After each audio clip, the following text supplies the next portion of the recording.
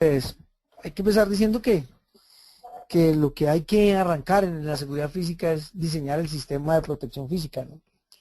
Pero, pero pues una de las cosas importantes cuando iniciamos en esta actividad es lo que han venido ustedes viendo en muchas de sus clases y que es la base y la piedra angular de cualquier sistema de seguridad que tiene que ver con los riesgos. Entonces, digamos que el primer factor de ese análisis de riesgos, el primer factor, yo creo que uno de los más importantes es primero identificar qué voy a proteger, ¿cierto? Entonces, si eso es lo que es importante, lo que yo tengo que identificar son los activos críticos de la organización, hacer una caracterización de esos activos, obviamente con una evaluación estructurada que me permita a mí saber qué tan críticos son y en dónde están ubicados y cómo es ese activo que voy a proteger. Lo segundo que debemos definir está determinado por ese factor dentro de los requerimientos del análisis, que es determinar cuáles son esas posibles amenazas. Entonces, en el contexto en donde yo me desarrollo, donde estoy haciendo mi actividad de seguridad física, pues determino consecuencias.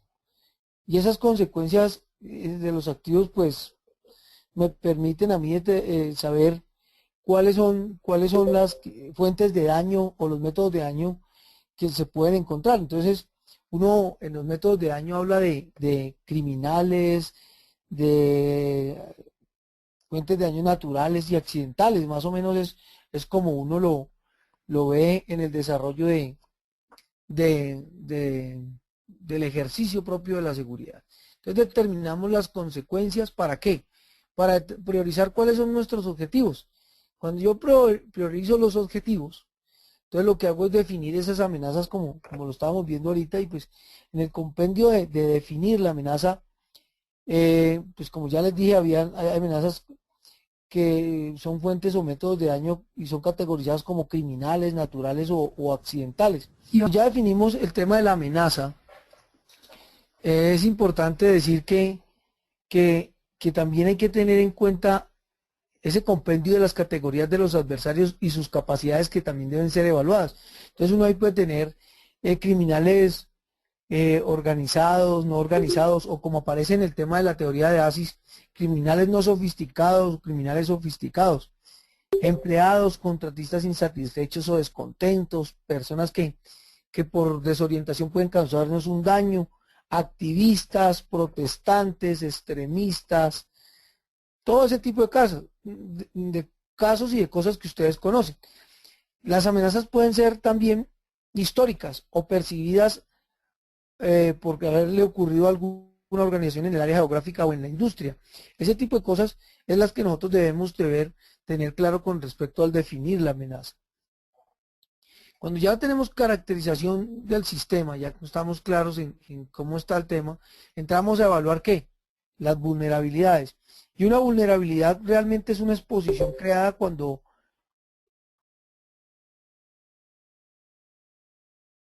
existe una fuente potencial de amenaza sobre un activo. Generalmente una vulnerabilidad es tomada en consideración como esa debilidad que tiene mi sistema de seguridad. Una vulnerabilidad es una debilidad dentro del plan de protección de activos de la organización. Puede ser obviamente identificada en una evaluación y direccionada en un diseño de seguridad. La primera fase del proceso de diseño y evaluación es determinar los objetivos del sistema, ya lo dijimos. Los requerimientos de un diseño funcional son casi que exclusivamente basados en las vulnerabilidades de los activos específicos. Eso es lo importante. Sin embargo, digamos que estos requerimientos no deben ser preparados hasta que un análisis de riesgos formal haya sido completado. Entonces nosotros lo que vamos a ir buscando aquí es analizar el riesgo, o sea, el sistema. ¿Cómo está mi sistema con respecto al riesgo? Entonces, si el riesgo es aceptable, pues yo lo que hago es una reevaluación cuando las condiciones cambien. Pero si no es aceptable, pues yo lo que voy a buscar aquí básicamente es alternativas de remedio. O sea, ¿cómo voy a a revisar, a mejorar, a poner medidas de mitigación que me lleven a tener un riesgo aceptable. Porque aquí hay una cosa importante y es que riesgos ceros no hay. Entonces, así yo implemente contramedidas de seguridad, siempre va a existir una cosa que se llama riesgo residual. Entonces, llegar al punto de tener ese riesgo residual como aceptable. Entonces, para eso se miran esas alternativas de remedio. ¿Qué se revisan? Políticas, hardware, todo lo que tiene que ver con el desarrollo de la seguridad física. Y luego sí, pues ya selecciono las alternativas que yo necesito para hacer que mi riesgo se convierta en un riesgo aceptable y llevarlo eh, a, a límites realmente manejables. Digamos que es así como se empieza a definir el tema del diseño y algunas cosas que son importantes en el desarrollo de este módulo. Eh,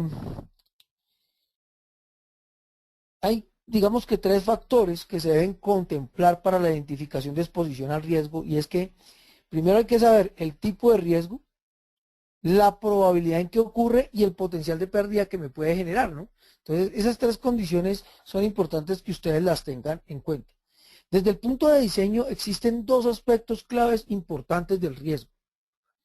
¿Y esos cuáles son? El diseñador lo que busca es minimizar, llevar a una expresión manejable cada uno de los riesgos identificados de daño o pérdida a través de la aplicación de estrategias de seguridad. Esas estrategias de seguridad están amarradas a todo lo que tenemos que ver con las medidas de protección dentro del diseño.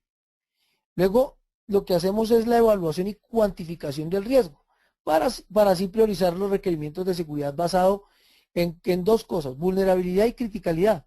¿De qué? De los activos. Y se deberá contemplar, digamos que con un nivel de aceptación del riesgo, donde la interrupción, si se llega a dar una interrupción de la operación, tenga un mínimo de impacto, para saber cómo se va a hacer, si se va a transferir o se va a evitar el riesgo. En el proceso de análisis de requerimientos que ustedes ven ahí. No sé